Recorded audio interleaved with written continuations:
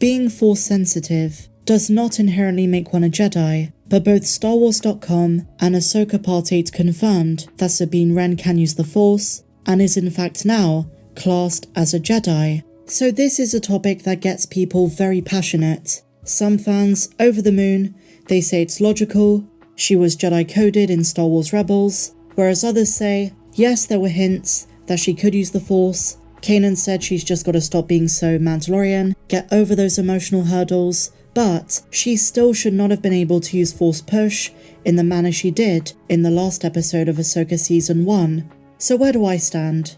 Well, it's a bit more nuanced for me. I've been a Star Wars Rebels fan ever since it first came out, and going into the Ahsoka show, I felt personally that I understood these various characters, especially Sabine, a Mandalorian, a graffiti artist, someone who is a free spirit, she's compassionate, she doesn't let tradition and her past get in the way of her heart, she puts her friends and family first, and we've seen her mature over the seasons. So going into Ahsoka Episode 8, I was generally very happy with the way Sabine was portrayed. I thought Natasha Liu Bordizzo did an excellent job. She's a wonderful actress, perfect for the live-action role.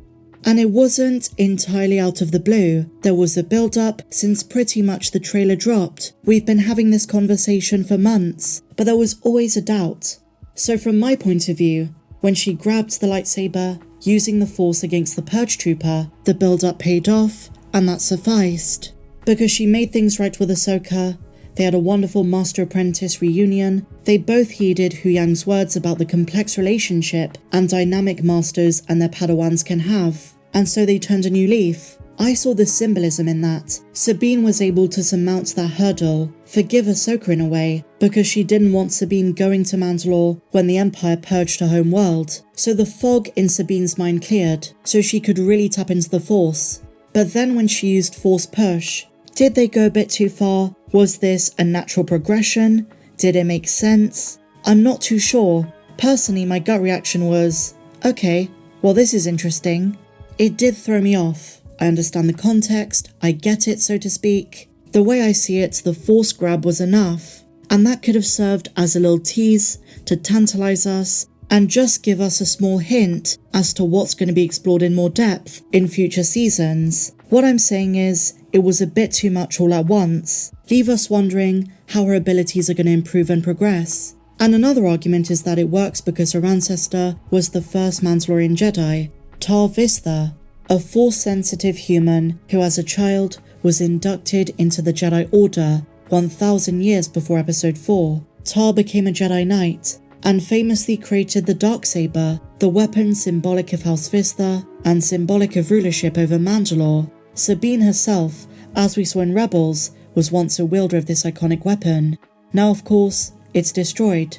Moff Gideon destroyed it in his duel against Bo-Katan in The Mandalorian Season 3. Sabine being from Clan Wren and House Vizsla makes her a descendant of Tarre Vizsla's legacy. But this does not necessarily mean that she is a blood descendant of Tarre. As Dave Filoni once said, it's more of a tribal or political alliance descendancy, and not one that is genetic.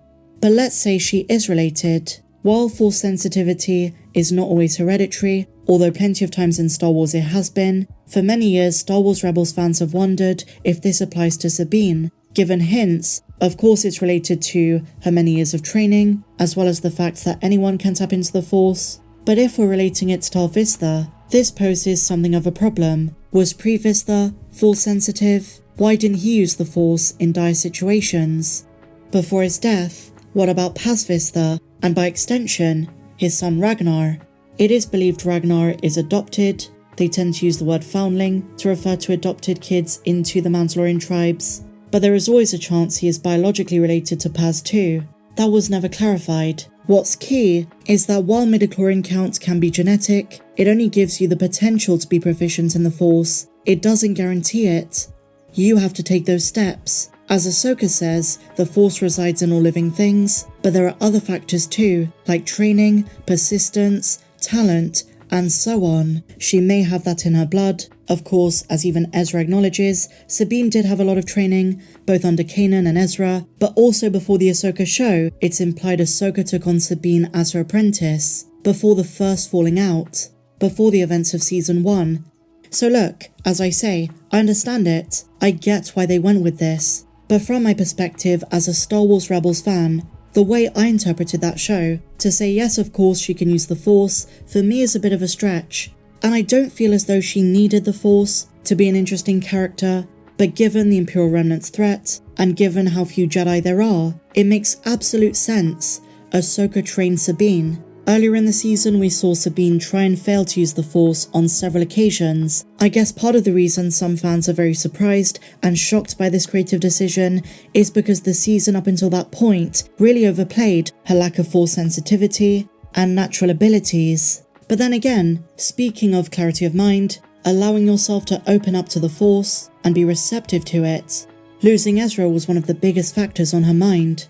And given that was resolved as well, she unleashed her full potential. There is a greater message that Dave is clinging on to. It was a life or death situation, and it represents how dire the position both Sabine and Ezra were in. When you take into account the promotional material, what StarWars.com was saying, the way Sabine was marketed, they always intended Sabine to become a Jedi. And Natasha Bordizzo finally confirmed this. After episode 8 aired on Disney+, the official Star Wars YouTube channel posted a video recorded before the strikes, featuring Bordizzo delving deeper into Sabine's psyche in the show. And the biggest takeaway is the relatable struggle we all have to overcome the past. Imperfect choices for an imperfect character. That's how Bordizzo explains it, saying, quote, "There's so much about being a Jedi that feels inaccessible sometimes. There is something fundamentally unorthodox about the way Sabine's character was set up in Rebels, how we've been through these very human journeys with her, and that now she holds a title of Jedi in a manner which is more accessible to the audience. She's always been a very likable character at that, and now that she is a Mandalorian Jedi, I would love her to meet Grogu, because he too is one as well. Although to be pedantic, he did renounce the Jedi title when he left Luke's academy. So very interesting stuff. Now, I asked you guys in the community tab, how do you feel about Sabine Wren's Force abilities in the Ahsoka finale, lightsaber grab and Force push? The options were, I liked it made sense, I didn't like it wasn't warranted, or no strong opinion. 41% said they liked it, 33% said I didn't like it wasn't warranted, and 26% said no strong opinion. And judging from the comments under this poll, a lot of you were fine with the lightsaber grab, but not the Force push, which is pretty much my position.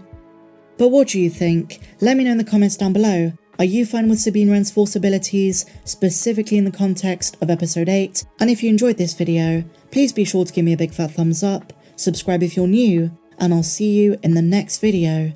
May the Force be with you, always.